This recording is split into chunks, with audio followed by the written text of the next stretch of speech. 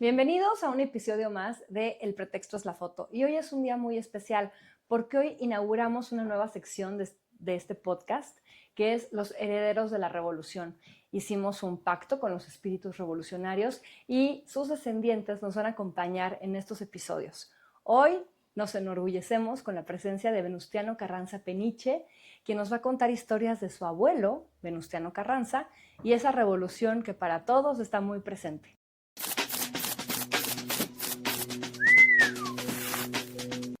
Bienvenido, Venustiano. Gracias, Vania, qué amable. Interesante porque he estado en diferentes foros de gobierno, foros académicos, foros de asociaciones, pero nunca imaginé estar en un foro como este, en donde desde adolescente veía a mi abuelo en las fotografías. Hay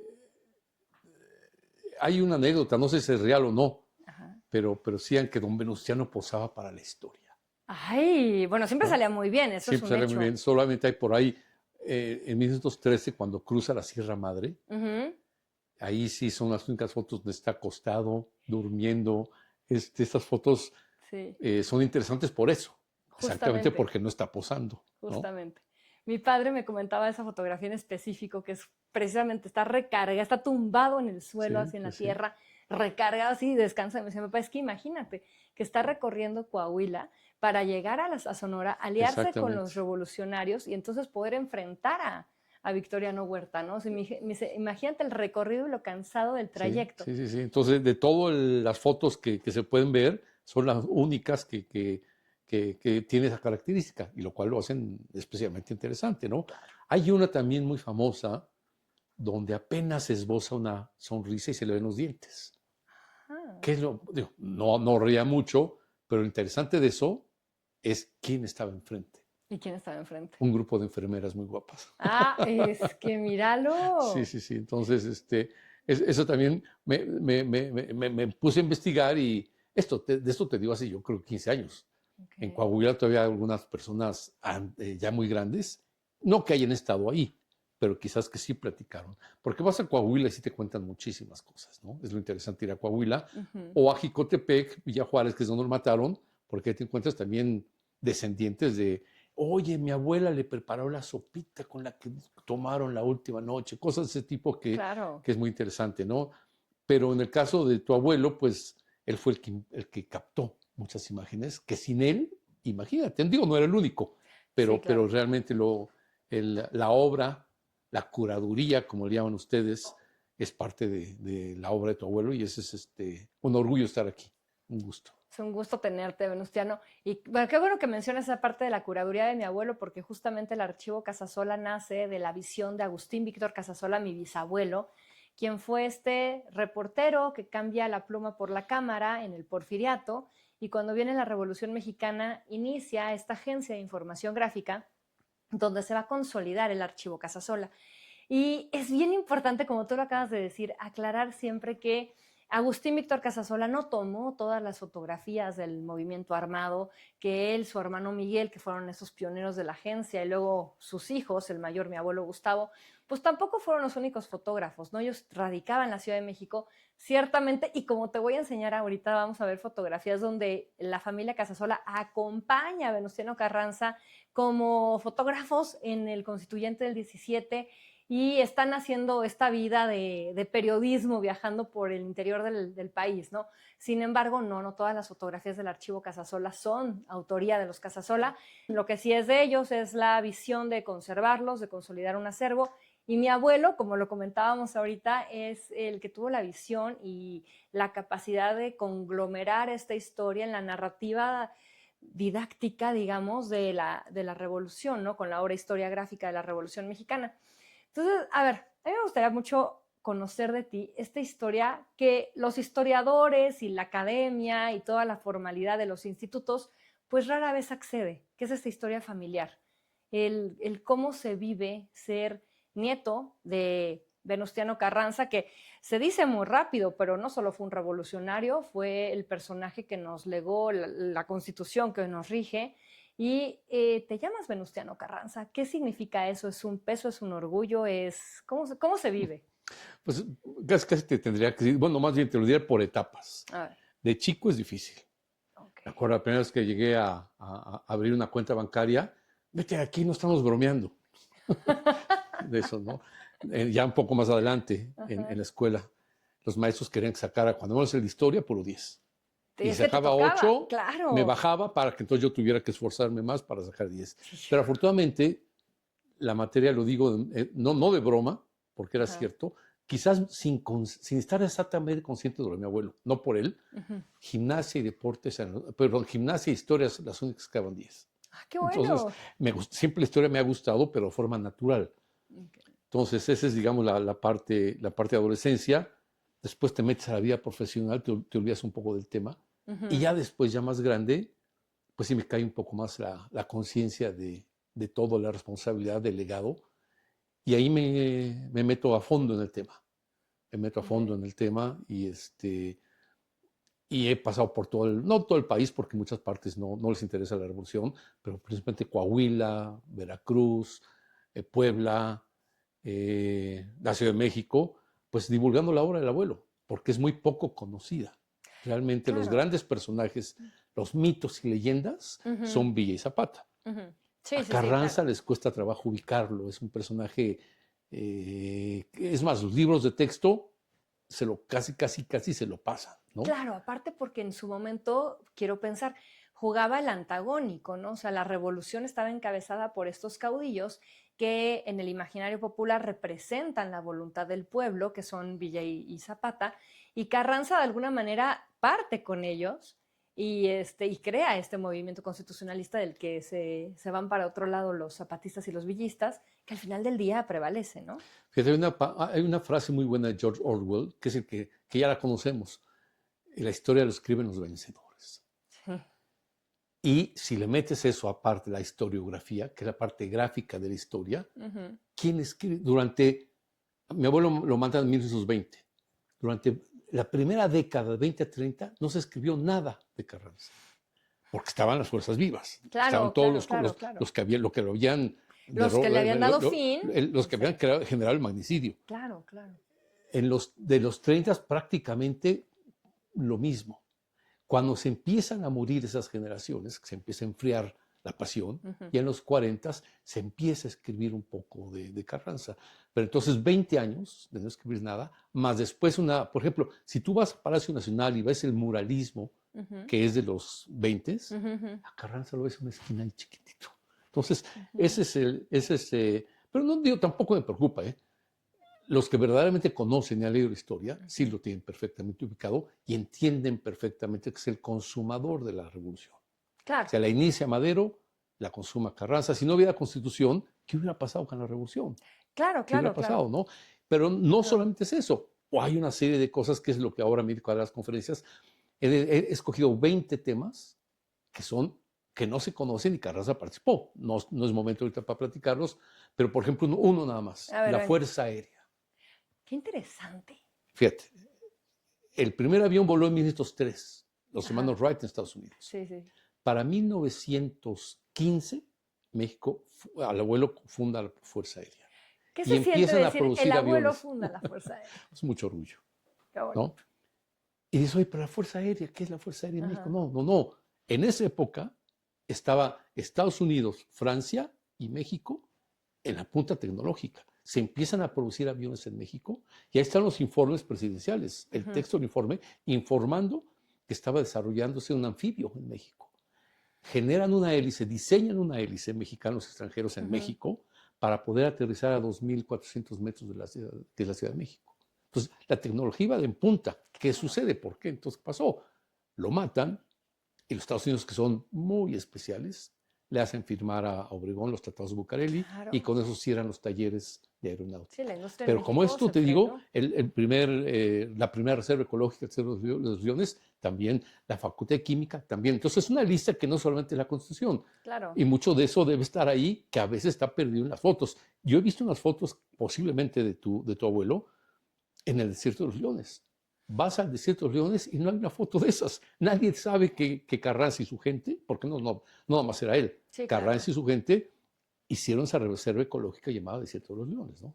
Qué maravilla, qué maravilla. Y bueno, una cosa que te quería comentar. A ver, sí. No, en caso de tu abuelo, que A ver. nunca consideramos el tema del peligro. Es que se los podían echar en Estar cualquier tomando fotos. momento, Imagínate, yo creo claro, que en algunos casos oyeron claro. las balas pasar enfrente de ellos o atrás de ellos, Mira, te voy a ¿no? Ese es contar un como tema. anécdota que en la decena trágica, la familia del bisabuelo, o sea, Agustín Víctor Casasola con mamá Cuca, que era mi bisabuela, vivían en la calle de Campo Florido. Entonces, están las reseñas muy claras de que desde la Ciudadela se bombardeaba pues una de las torres más que sobresalía, que era el campanario de la iglesia de Campo Florido, que quedaba en la esquina de su casa. Entonces, la abuela cuenta que pues no estaban ahí ni Agustín ni Miguel, ella trataba de resguardar a sus hijos y con todo el nervio y con el miedo que tenía porque los cañonazos que estaban dirigidos a la iglesia habían hecho que todas las calles toda la calle, todas las casas de esa zona se les rompieran los vidrios y entonces el miedo constante del estruendo y al final del día llegó Miguel, el Imagínate. cuñado, y llegó herido de bala en la pantorrilla, ¿no? Wow. Entonces, ¿por qué? Pues porque andaban por la Ciudadela y andaban por Palacio Nacional y andaban en la ciudad tomando fotografías, como mucha gente también. Fíjate que la decena trágica es de los pasajes de la Revolución Mexicana más documentados gráficamente, justo porque sucedió en la Ciudad de México, donde no solo estaban los fotógrafos de prensa, que había más fotógrafos de prensa que en otros estados, sino la gente tenía cámaras y había población normal, así gente de a pie, que salía a la calle a tomar sus fotografías completamente amateurs de lo que estaba viviendo en ese momento. Entonces, por eso está tan documentada esa parte. Y sí, era una profesión de riesgo. Ser periodista gráfico y Claro, ser periodista en general totalmente, sigue siendo una profesión de riesgo en México, totalmente. lamentablemente. Claro, claro. Pero digo, estamos hablando de la Revolución Mexicana. Aquí se supone que tenemos un muy bonito Estado de Derecho. Te escuché hablar hace poco de la legitimidad que tuvo el movimiento revolucionario encabezado por tu abuelo. Y tú hablabas con mucha claridad y te dirigías a jóvenes diciéndoles que el acto revolucionario de Carranza estaba perfectamente avalado por la Constitución y que era un acto legal, no era una irrupción violenta. Me gustaría que ahondaras en ese tema. Sí, recordemos que Carranza era gobernador de Coahuila cuando Madero es apresado. Sí. Hay que ubicarnos en 1913. La comunicación entre Coahuila y México tardaba, pues, ¿cuánto quieres? Días. Sí, sí. Entonces, le llega un telegrama que le manda Victoria Huerta a todos los gobernadores diciéndoles que autorizado por el Senado, bla, bla, bla, bla, y estando presos el presidente y vicepresidente, tomaba él, el Senado le entregaba la presidencia. Mi abuelo, una cosa curiosa que voy a decir, era autodidacta, porque vino a la Ciudad de México a estudiar leyes y por problemas de vista no pudo terminar. Pero se regresó a los ranchos de Coahuila y ahí seguramente se echó todo el derecho, ¿no?, internacional, el derecho napoleónico, el derecho romano, todos, porque conocía muchísimo, muchísimo de leyes. Entonces, ya había sido senador, ya había sido diputado. Entonces, cuando recibe el telegrama, dijo, esto no es constitucional. Están violando la Constitución del 57, el 1857. Claro, Entonces, ahí había una entonces, disyuntiva. sí, claro. O apoyo a Huerta, como lo hicieron todos, o me levanto en armas, o me sublevo, o a ver qué hago. ¿Pero con quién? El Ejército Federal era 60,000. Entonces, lo que hace es Claro, lo era que tú, enfrentarte al Ejército lo que tú Federal. comentas, lo que quieres que yo señale, es que se podría haber como levantado en armas, pues, como un gobernador, pero no. Le pidió permiso, autorización, porque él es el poder ejecutivo. Le pidió autorización al poder legislativo de Coahuila que le autorizaran levantarse en armas. Exacto. Y eso es un acto ejemplar para cualquier régimen. Claro. Actualmente, el actual todavía, ¿no? Entonces, el poder legislativo de Coahuila le da el visto bueno y de ahí entonces empieza el movimiento constitucionalista. Por eso se llama Por así, eso es para constitucionalista. hacer, para reconstruir la violación que estaba haciendo Huerta de la Constitución. Y de ahí para adelante, todas las acciones, primero había un decreto que se convertía no había ley porque no había poder en ese momento. De ahí viene el Plan de Guadalupe y él toma la primera jefatura, el primer jefe del ejército constitucionalista. Claro. Todas las fotos que andan por ahí lo van a ver con un traje, todas las que le tomó tu abuelo, Sí, y un traje que parece militar, pero no es militar. exacto. Hay que recordar qué dicen con los toreros, que para poder ser torero primero tienes que parecer torero. No, nunca has visto un torero panzón, nunca has visto un torero deforme. Entonces él dijo, bueno, si yo voy a encabezar un ejército, él era antimilitarista. Entonces, no quiero que me digan general, no quiero tomar ninguna. Entonces, ese uniforme que la puedes ver en las fotos de tu abuelo no tiene insignias. Claro, Tiene claro. botones dorados y parece un uniforme Sí. militar, pero no es militar. Se funde visualmente, sin embargo, nos deja la conciencia de que era un civil. Exactamente. Claro. También hay muchas fotos como civil, pues porque era un civil, pero el concepto entonces, el concepto legalista. Y todo su paso lo traía ahí en la mente la legalidad. Ese es el concepto que platicaba yo a los jóvenes, que es muy importante, ¿no? Sí, Porque en claro. estos momentos tenemos que entender, o sea, después de la gran monarquía del siglo XVII, del siglo que viene, ¿qué hacemos con la monarquía? Viene la Revolución Francesa y ¿qué sucede? La solución, los tres grandes poderes, ejecutivo, legislativo y judicial. Claro. Carranza era ejecutivo, el poder Y ejecutivo. tiene que pedir Entonces se tuvo que permiso al apoyar otro, en el claro. legislativo, ¿verdad? Entonces es un concepto que pasa por encima en la historia, pero es muy interesante, y todos sus actos iban en ese sentido. Es eso que estamos platicando. Bueno, hay una que cuando ya es perseguido, porque tiene 300 hombres contra los 6,000, 60,000 del jefe federal, para cruzar, se va a Sonora, porque en Sonora estaba muy bien pertrechado Maitorena, Sí. y cruza la Sierra Madre. Ajá. Lo cruza a caballo para no cruzar la frontera, porque sería ilegal. Hubiera perdido el movimiento si hubiera cruzado la frontera, perdía todas las facultades. Entonces, eso y así podríamos seguir hablando muchísimo de estas acciones en el Acciones concepto militares legal. legales de las que se revistió para poder Pero lograr fíjate el... cómo ahorita, aquí que estamos en el corazón de la fotografía, Ajá. verlo con esa indumentaria, fijarse en su indumentaria, Pues si pues quieres te das saber, cuenta que no es un militar. si quieres le entramos. Mira, esta es una sección. Te voy a contar que aquí tenemos el archivo. Este es el archivo de Gustavo Casasola, el primogénito de Agustín Víctor. El otro archivo, el archivo Casasola, que nace de la agencia en 1976, se vende al gobierno y se entrega al INAH, y con ese acto se funda la Fototeca Nacional. Por eso Fabuloso. el cumpleaños de la Fototeca es el día de esta entrega, que es el 20 de noviembre del 76. Fíjate nomás, qué simbólico. Qué simbólico, ¿no? Y mi abuelo entrega su cámara ese día en representación simbólica de la entrega de la memoria gráfica de México. Se la entrega a Echeverría, que era el presidente de momento, y con eso se cierra esa etapa. Sin embargo, mi abuelo conserva, como siempre, su trabajo, que era el trabajo de sus reportajes. Mi abuelo empieza a ser fotógrafo a los 13 años, en 1913.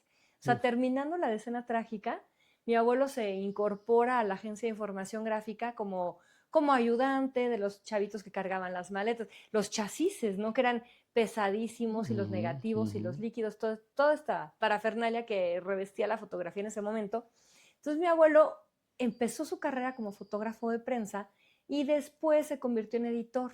En 1942 publica por primera vez Historia Gráfica de la Revolución. ¡Wow! ¡Qué maravilla! Que ¡Qué como, maravilla! como tú me En contabas. 1942. 42. Fíjate. Empezó por fascículos, como tú me contabas que Pero qué visión. Sí. O sea, no es con Claro. esta fotografía tengo que hacer una edición.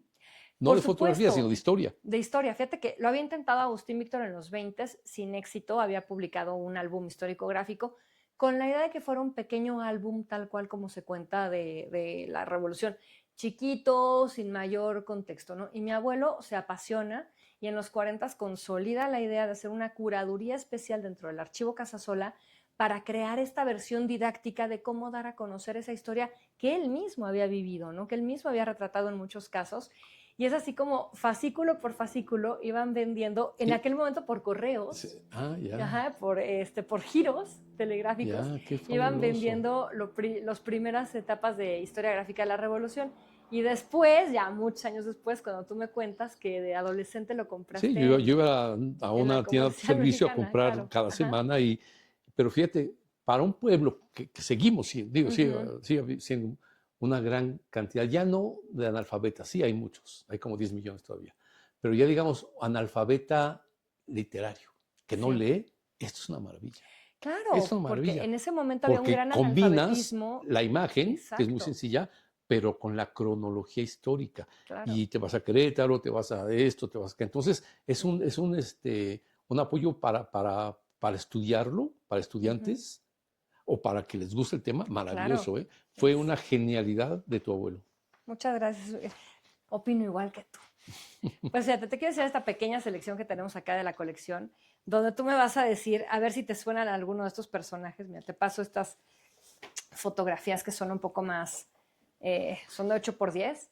Pero mira, aquí es donde tú me estás diciendo, ¿no? Que lo estamos viendo en un contexto militar, mira, precisamente. Exactamente, reinaugurando el Claro. Colegio Militar de Popotla con el general Urquizo, Ajá. y él conscientemente va de civil.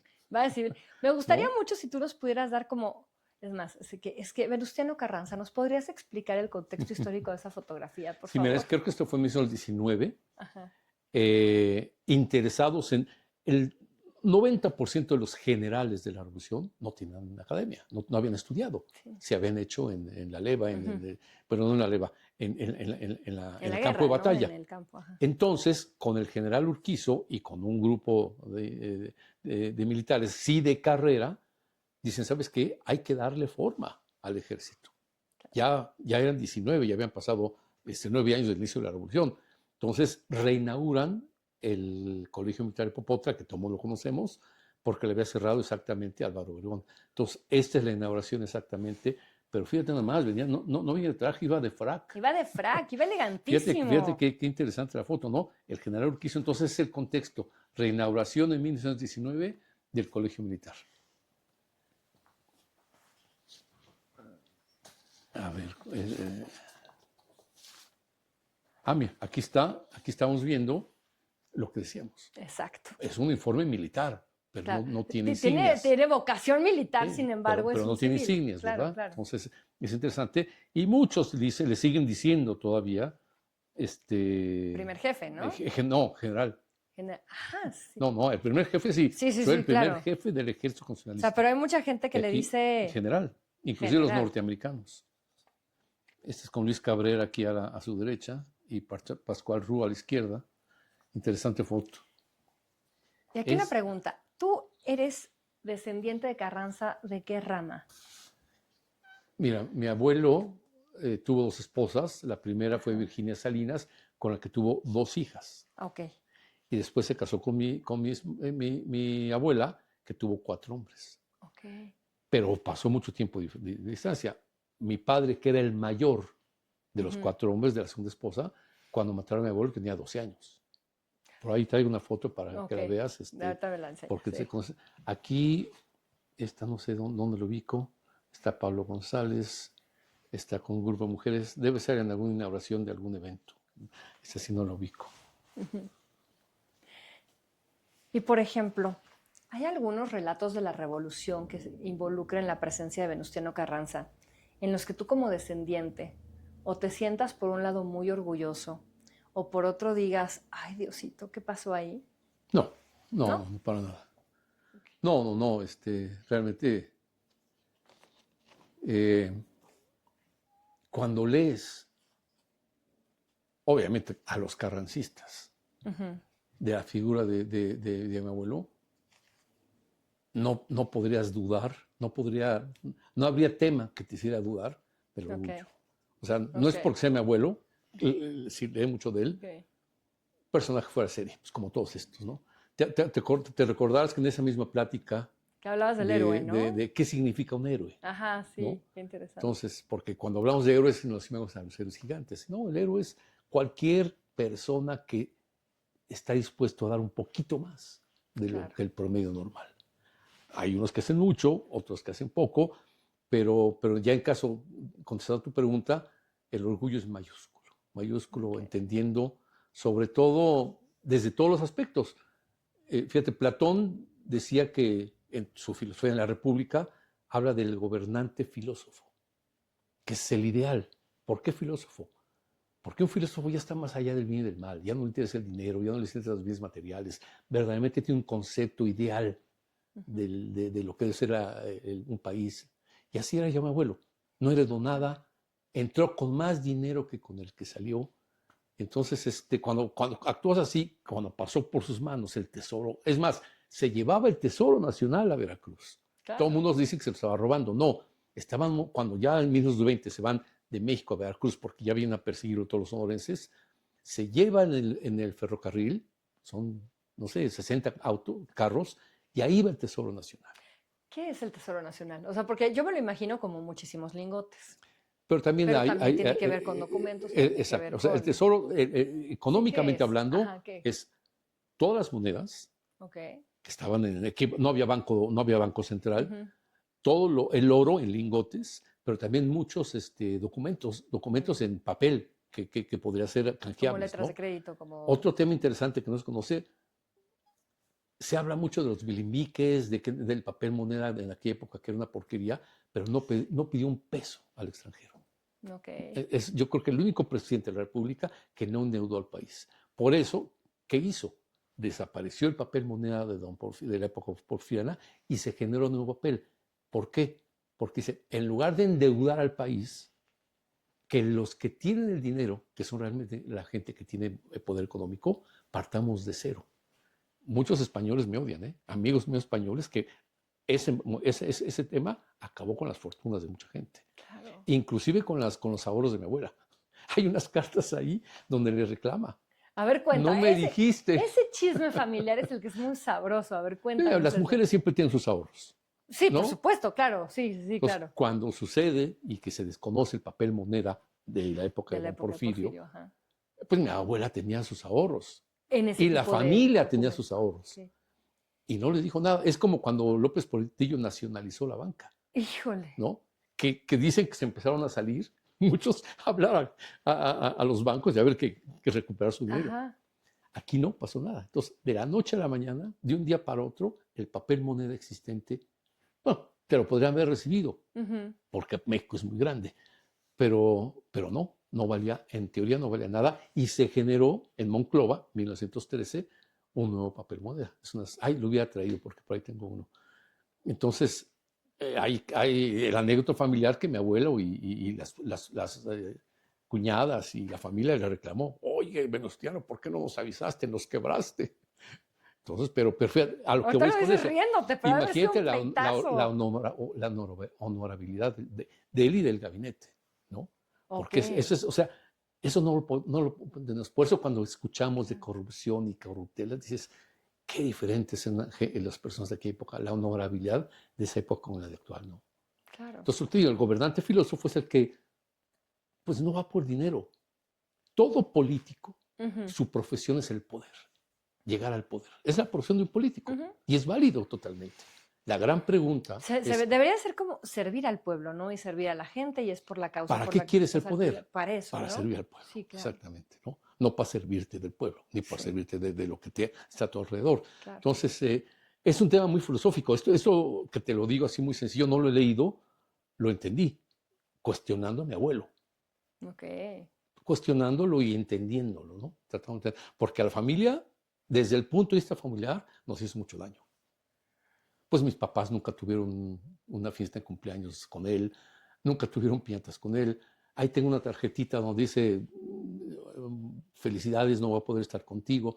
Entonces a la familia se le sacrificó desde muchos ángulos, ¿no? Económicamente también. Claro. Mi abuela, la foto que traigo, tuvo que estar rentando cuartos para poder sobrevivir. Entonces, ¿pero dónde está el cambio? Está el orgullo de la familia, ¿no? Claro. Y es algo que tratamos de preservar muchísimo y difundir. Por supuesto. Actualmente, Venustiano, ¿a qué te dedicas y cómo tú, siendo descendiente de Carranza, sumas a este país? Mira, yo toda mi vida fui ingeniero industrial, nunca me metí a la política, pero sí fui político. A ver, ¿cómo? ¿Por qué? O sea, el tema me interesó, claro, pero no fui político de partido, no activo. Entonces siempre tiene una conciencia, digo, me he cuestionado esto mucho y ya estoy retirado.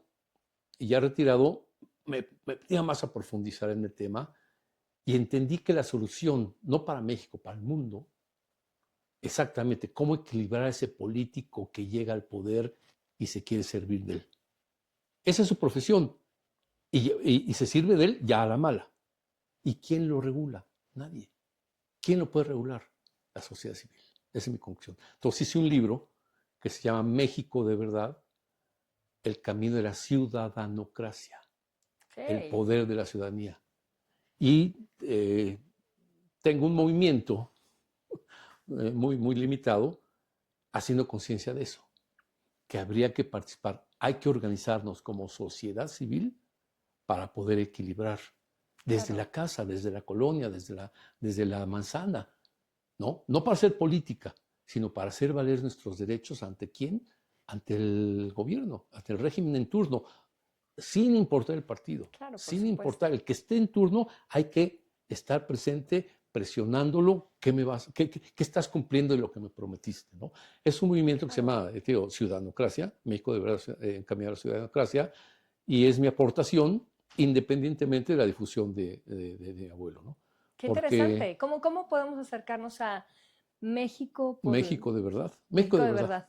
Ok, Yo te México de paso la verdad. información, ¿no? Ok. Para que puedas hacer algo, porque lo he estado trabajando y voy a cambiar de rumbo. Empecé hace unos 5 años, luego se cruzó la pandemia, tratando de hacer que fuera por manzanas. La gente es muy inconsciente. O sea, O sea, literal, desde lo local, sí, desde local, el y por ahí no va. chiquito. Ok. Eso es cuando ya se den cuenta de los beneficios, porque hay una ley de participación ciudadana. Sí, claro. La podríamos ejercer, pero no, ahora me estoy acercando a las organizaciones ya creadas, Qué que es más interesante. rápido. A través de las asociaciones de la sociedad civil ya creadas, Ok. que el gobierno, el régimen anterior las acabó, les quitó Ujú, presupuesto, les quitó una serie de cosas, para que ellos que ya están organizados por tema, ujú.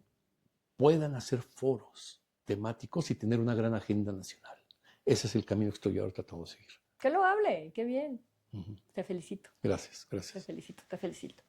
Pues a ver, ya vimos fotografías de las que tenemos aquí en la colección Gustavo Casasola. Ahora me gustaría que tú nos Bueno, enseñaras, te traje un... sí, ahí quedó por allá, alguna de la foto que Mira, para ti es, hay una, yo creo que era todavía, fíjate cómo está, sí, hasta me da pena senador de tocarla, la claro. República.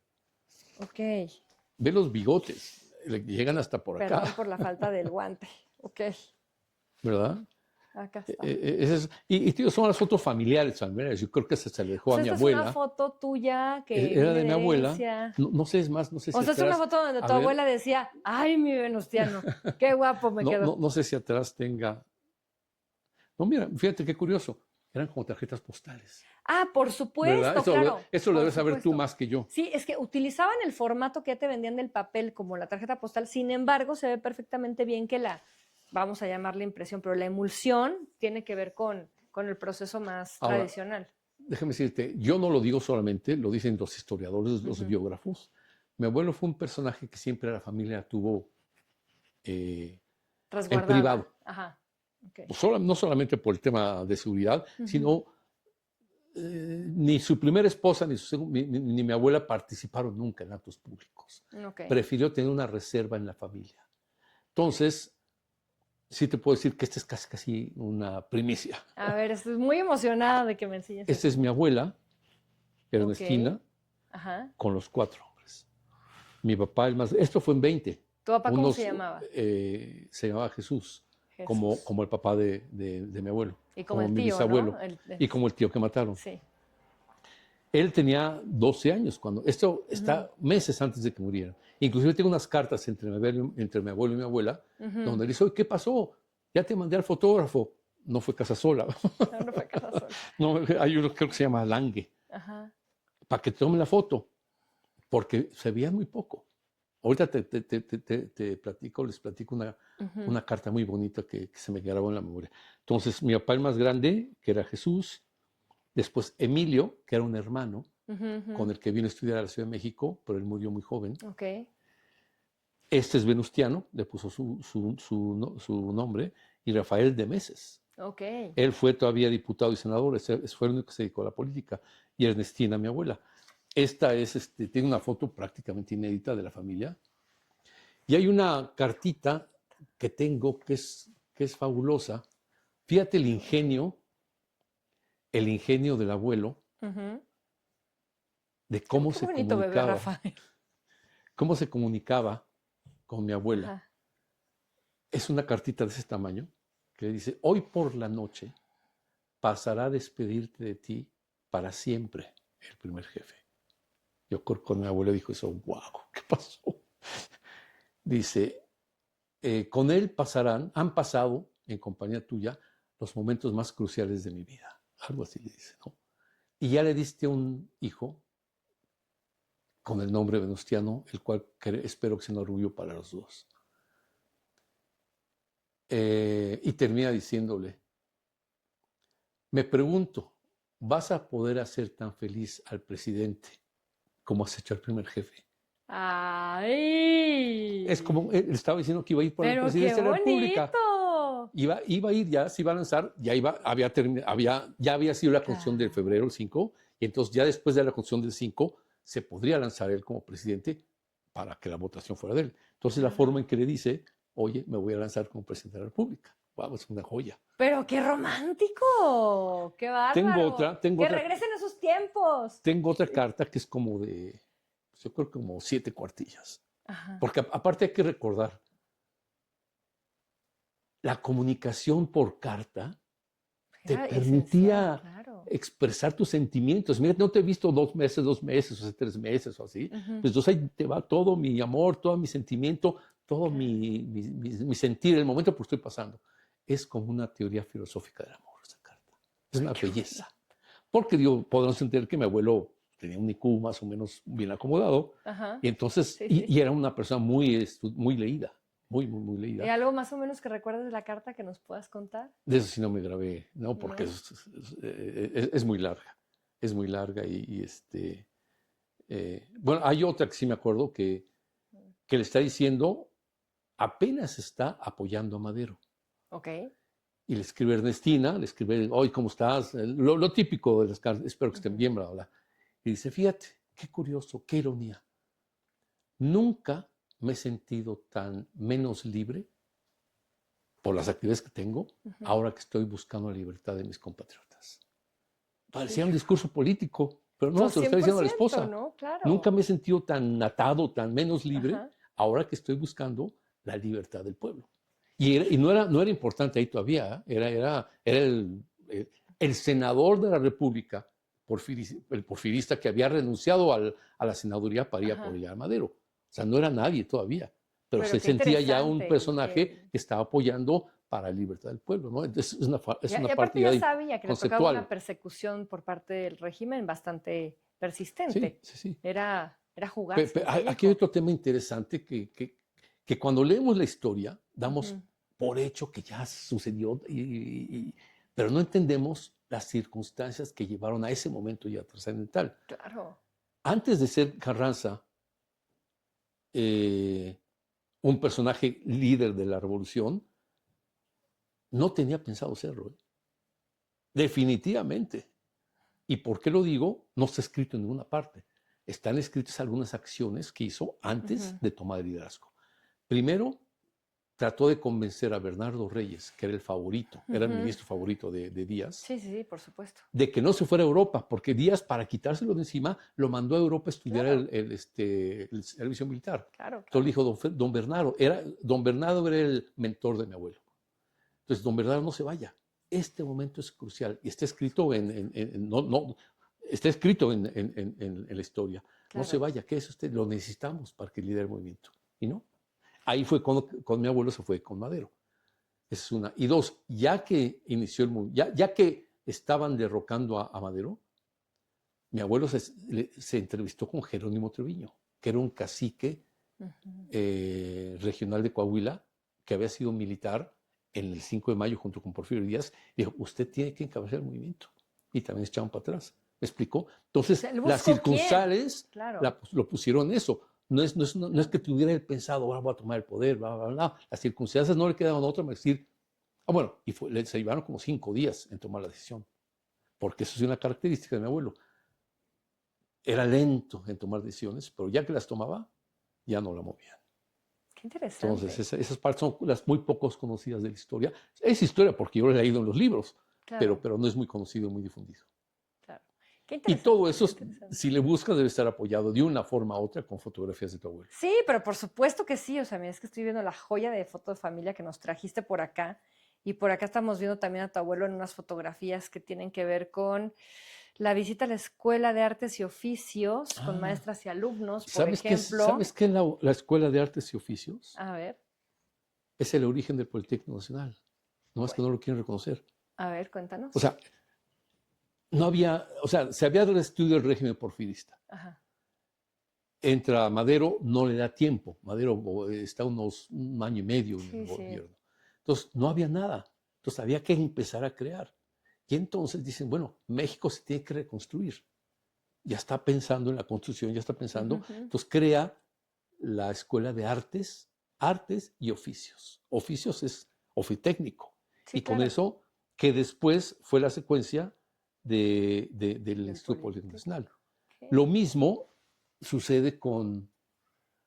Hay una calle ahora en Santa Fe, que cuando Ajá. vas a Santa Fe y Salvador Agras. Ajá. ¿Quién es Salvador Agras? Salvador Agras, el Fulgencio Pallavicini, que es el que creó el periódico Universal, era el secretario de Educación de mi abuelo. Claro. Entonces un día piden un acuerdo con el presidente Ujú. y llega Fulgencio Pallavicini con un personaje, con Salvador Agras. Le presento a don Salvador Agras. ¿Quién es Salvador Agras? Era un hombre que había estudiado en Europa y en Estados Unidos Ajá. metalurgia. Era un Ok. científico. Y le dice, oiga, don Venustiano. Bueno, ese diálogo se ha inventado por mí. Pero está sabroso, venga. Tenemos que aprovechar aquí a este mexicano, Ajá. que es un genio de la metalurgia. Y a lo mejor mi abuelo dijo, pues, explíqueme un poco más. La cosa es que deciden esos tres personajes hacer la Escuela de Química Industrial. Que ahí está en Así Azcapotzalco. nace la Facultad de Ahí está en Química. Azcapotzalco, firmado Ok. un decreto en la facultad. ¿Por qué? Porque ya estaba empezando el petróleo a formar parte importantísima. El petróleo ya era, Ya no era. era para prender las lucecitas, Claro. ya era para un desarrollo industrial. Los submarinos de la Primera Guerra Mundial estaban alimentados por petróleo. Sí, por supuesto. Entonces Sí. dijeron, va a ser una área, una disciplina necesaria para el desarrollo de México. ¿Va? Decreto, creamos la Escuela Química Industrial, que después se convierte en Facultad de Química. Entonces, También se la la debemos gente a que lo Venustiano rodeaba, Carranza. la gente que lo rodeaba y la gente que como es artes y oficios, la gente, ¿sabes quién le recomendó lo de la reserva ecológica? Ay, ¿cómo se llama? Es un hombre, un hombre especializado en todo lo que es la agricultura y, ay, ¿cómo se llama? En la avenida Tasqueña. Miguel Ángel de Miguel Quevedo. Ángel de Quevedo. Sí, por supuesto. Eran unos asesores. Miguel Ángel de Quevedo era su asesor desde el punto de vista agrónomo y técnico y de todo esto. Y a los dos les debemos la Reserva de Desierto de los Leones. Exactamente. Rodéate de gente capaz y tú tomas decisiones. Por ¿no? supuesto. Entonces es parte de la clave de una buena administración. Venustiano, qué orgullo tenerte aquí, qué orgullo platicar contigo, qué gozada que nos muestres esta fotografía que nos vas a permitir reproducir Sí, claro que sí. para que se integre a la colección Gustavo Claro, Casasola. con todo gusto. Con todo Y gusto. solo me gustaría cerrar este episodio preguntándote y pidiéndote que nos digas cómo nos podemos sumar a tu movimiento, cómo podemos contactarte y qué mensaje tienes para ese México de los próximos 100 años. Mira, estoy trabajando mucho en eso, porque ahora todo tiene que ser redes sociales y difundirlo de otra forma, pero mi Facebook es Venustiano Carranza P. Okay. Ahí me pueden contactar. Y no te doy ahorita nada más de México de verdad porque estamos construyendo todas las redes sociales, pero Facebook, Venustiano Carranza P, ahí se pueden contactar conmigo, mandar una solicitud de amistad y cuando tenga algo más formal te lo hago llegar para que tú que difundes todo esto nos apoyes. Me va a dar muchísimo gusto. Y un día yo te voy a entrevistar a ti para que tú hables a fondo de tu abuelo. Nada me haría más feliz. Qué gusto tenerte aquí, es un orgullo contar con tu historia, con tu testimonio familiar. Un gustazo conocerte, muchas gracias. Al contrario, un orgullo y un gusto estar contigo. ¿Qué es eso? Es una cajita de luz muy moderna y es lo que te quería enseñar, que esta es una fotografía tomada por Sosa, es una foto de Sosa, en mayo del 20, en Apizaco, en Tlaxcala. Mi papá siempre me contaba que de lo que tenemos aquí nosotros en la colección Gustavo Casasola, este es el registro último que tenemos de Venustiano Carranza. Yeah. No sé si tú conozcas una fotografía posterior a este momento. Sí, te voy a decir por qué. ese es en el camino Ujú. de México a Veracruz, es Apizaco. Y todavía siguieron en tren, ahí se bajaron a Apizaco, estuvieron Ujú. ahí, pernoctaron creo, y todavía el tren siguió hasta Aljibes. Ok. Y en la población de Aljibes explotaron las rieles, y ahí sí se bajaron, y de ahí a la Sierra de Puebla a caballo. Hay una fotografía que nadie me lo ha dicho, pero yo concluyo que es la última. ¿Por qué? Porque está el ferrocarril de Aljibes, donde se Ajá. acaban de bajar, y están ya a caballo, y él hasta el frente. Para mí esa es la última. Esa es la última para ti. Pero a lo mejor Claro. con registro, o sea, el Hombre. negativo a lo mejor sí es, porque esa está impresa y creo que está Por aquí andará impresa también y pero a lo mejor no publicada. está el registro. Ok. Entonces a lo mejor sí es cierto, a lo mejor es la última con registro. Que tenemos nosotros. Ujú. Bueno, pues con el pretexto de haberte enseñado el último registro que nosotros tenemos de Venustiano Carranza en vida, ese negativo, te hago este Ay, no obsequio y muelas. para agradecerte el No muelas, ¿qué es testimonio esto? familiar y el que hayas depositado con nosotros esta memoria tan tuya. ¡Wow! ¡Qué maravilla! Te ayudo con O sea, es esta foto. Sí, exacto. Es una Uh, ampliación. ¡Qué joya! ¡Qué joya! Ve nada más. ¡Qué fabuloso!